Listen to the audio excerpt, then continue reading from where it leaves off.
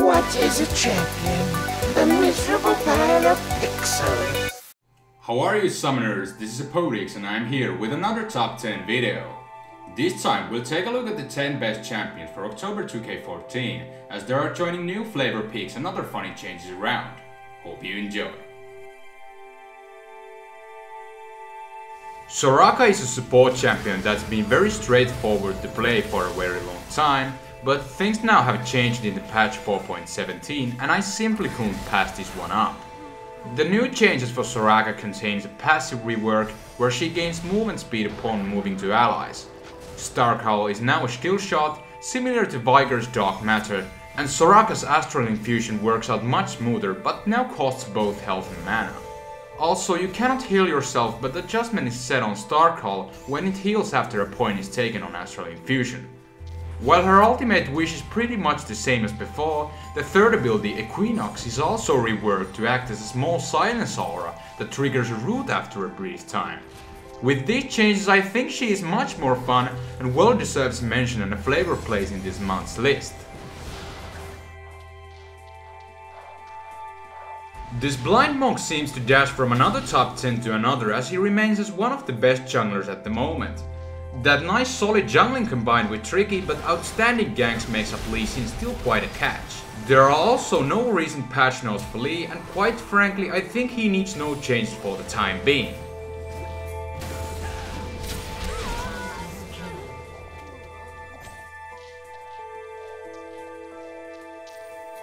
Ryze is more or less noticed recently, but honestly he is one of the dominants for the top lane. Even though Ryze requires heavy focusing on mana items, his strength really reflects from that stat as you gain ton of magic damage burst output, and he also trades quite well, especially versus many melee bruisers around. Also, in the other hand, Ryze is okay in the mid lane too, but the playstyle and mindset sits better on top lane all around. Tristana is the uber popular Yordle at the moment, whose AD carry potential is still something quite amazing. As her zero cost rapid fire and resetting rocket jump combines good tools for her, the ultimate Buster Shot in the other hand got some nerfs in the patch 4.17. Only the ultimate's cooldown has been increased, which is a reasonable nerf in my opinion, because now she won't be snowballing the early game that easily.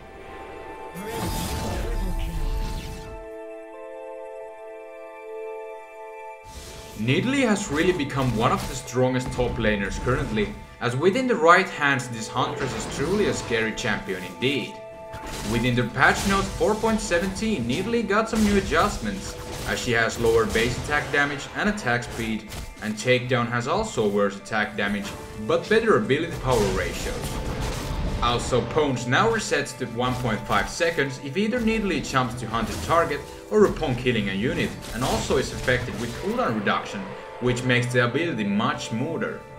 However, Swipe doesn't affect the cooldown of Pounce when hunted, but that is minority when comparing the buff for Pounce if you ask me. Other good top laners currently are Jax, Irelia, Rumble and Gnar. Khazix is a nasty jungler that really overcomes as a great choice for the month. Even without any recent patch notes around, his smooth jungling combined with the terrifying ganks makes this assassin quite viable, and Evolving Leap is absolutely my favorite as it lets you jump back and forth with extremely low mana cost put together. Other good junglers for the time being will be Vayne, Jarvan and Amumu as well.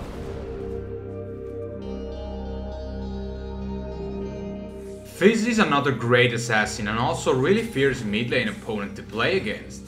Fizz has really high burst output and can also escape very well thanks to his play for Trickster, but executing a good assassin play comes with good reacting and timing those spells correctly.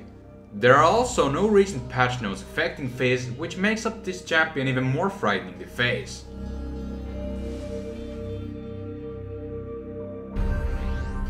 Thresh is a support that's just hard to say goodbyes for, as his success continues to move forward. That being said, there are no recent patch notes hurting Thresh, and that insane ability combination is still there, so the amount of goodiness is still almost too much. However, there are other good supports out there such as Morgana, Braum, Leona and Zilean, which all sort out very close to each other. Yasuo is still one deadly swordsman who isn't getting any nerfs or backlash whatsoever. There is just only one bug fix that came with the patch 4.17 affecting Steel Tempest, but meh, that is just minorities there. Luckily though, Riot is aware of Yasuo's current mightiness, and hopefully in the future this champion will start to less dominate other mid-lane candidates. With that information in my hands, I can also conclude that the champions Ahri, Orianna, Syndra and Xerath are good picks to choose from as well.